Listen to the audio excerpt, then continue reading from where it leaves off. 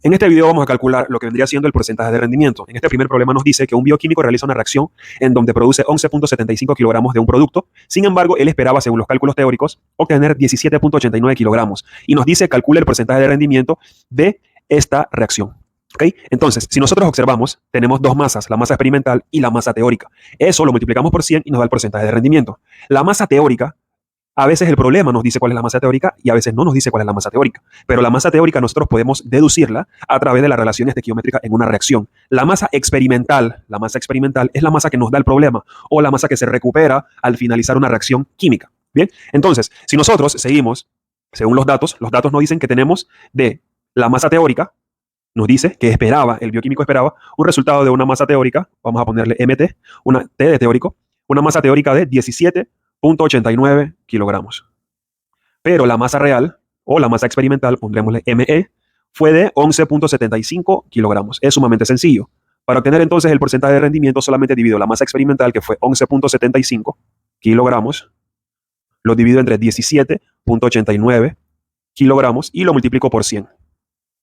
Bien, entonces al dividir 11.75 entre 17.89 y multiplicarlo por 100, eso nos da un porcentaje de rendimiento de 64.3%. El porcentaje de rendimiento nos dice qué tan bueno fue nuestro resultado, que comúnmente, dependiendo de la industria, a veces consideran resultados mayores de 70-80% como bastante buenos, pero hay otros resultados muy bajos, por ejemplo, cuando se hace aceites esenciales, que los resultados son muy bajos, como de 1, 2, 3, hasta 15% de rendimiento, y eso es relativamente bajo si lo comparamos a otros tipos de industria. Entonces, el porcentaje de rendimiento se calcula de esta manera. Vamos a ver otro problema en donde no nos dan directamente las dos masas experimental y teórica, sino que nos dan una de las dos y nosotros tenemos que calcular cuál es la otra masa para entonces saber el porcentaje de rendimiento.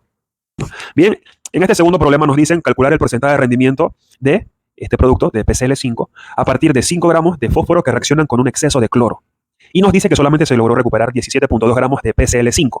O sea, al final, cuando hicieron reaccionar fósforo con cloro, solamente obtuvieron 17.2 gramos. O sea que esta es mi masa experimental. Por eso le puse ME. Por lo tanto, lo que yo tengo que buscar es mi masa teórica. Y la masa teórica yo la obtengo a partir de mi ecuación. Pero es importante lo siguiente. Recordemos cuando tenemos una reacción, podemos tener uno de los dos como el limitante o como exceso. Como el mismo problema nos dice que el cloro está en exceso, entonces el fósforo será el reactivo limitante. O sea que a partir de aquí, de esta cantidad, yo voy a determinar cuánto es lo que se produce de manera teórica de este producto que se encuentra acá.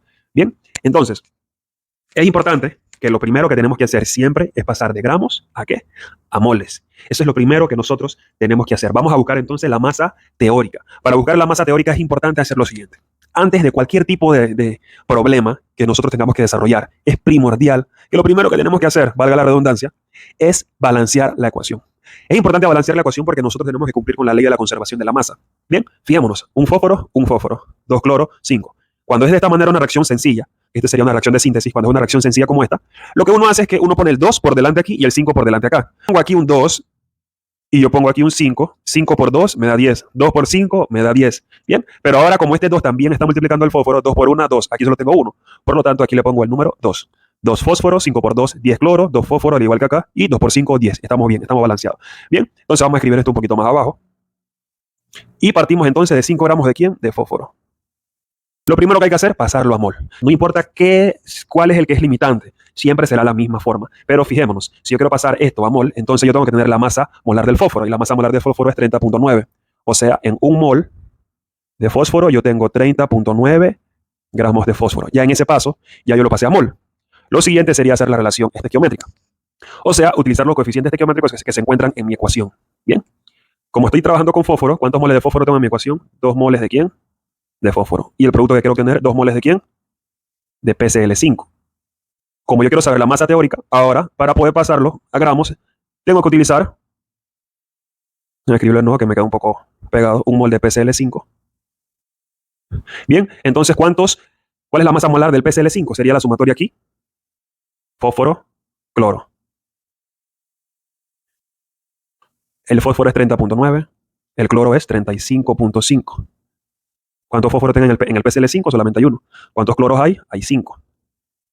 Bien, 30.9 y 5 por 35.5 nos da 177.5. Hacemos la sumatoria, 177.5 más 30.9 y nos da 208.4. 208.4. O sea que esa es la masa molar. Hacemos nuestra respectiva multiplicación.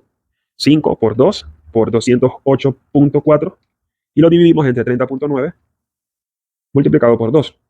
Y eso nos da 33.7. Bien, voy a borrar acá abajo. Bien, recordemos entonces que el porcentaje de rendimiento nos dice que es la masa experimental entre la masa teórica multiplicado por ¿quién? Por 100. ¿Cuál es la masa experimental?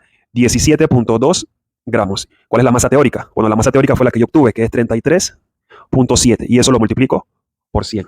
Por lo tanto, 17.2 lo divido entre 33.7 y lo multiplico por 100 y me da 51%. O sea que prácticamente esta reacción, con lo que yo obtuve, el porcentaje de rendimiento solamente fue casi de la mitad, un poco más de la mitad. O sea que, dependiendo de la industria en donde se aplique, la reacción puede que sea viable, puede que no sea viable, todo depende también de la parte económica, que tanto en la inversión, etcétera. Pero comúnmente nosotros determinamos nuestro porcentaje de rendimiento de esta forma. Entonces es importante que sepamos que este paso es el mismo paso que nosotros tenemos que hacer siempre cuando ya sabemos nuestro reactivo limitante y queremos saber cuánto se produce, valga la redundancia, del producto. Bien, repasemos. De gramos a mol. ¿Con qué? Con la masa molar. De mol de reactivo a mol de producto. ¿Con qué? Con los coeficientes estequiométricos. Recordemos, se simplifica. Gramos de fósforo, gramos de fósforo. Hasta ahí tengo moles de fósforo. Moles de fósforo, moles de fósforo. Con la relación estequiométrica, con los coeficientes estequiométricos, llegamos entonces a moles de PCl5. Y mol de PCl5 con mol de PCl5 utilizando la masa molar. Aquí obtenemos entonces los gramos de PCl5 teóricos. Bien. Entonces, de esa forma, determinamos entonces el porcentaje de rendimiento.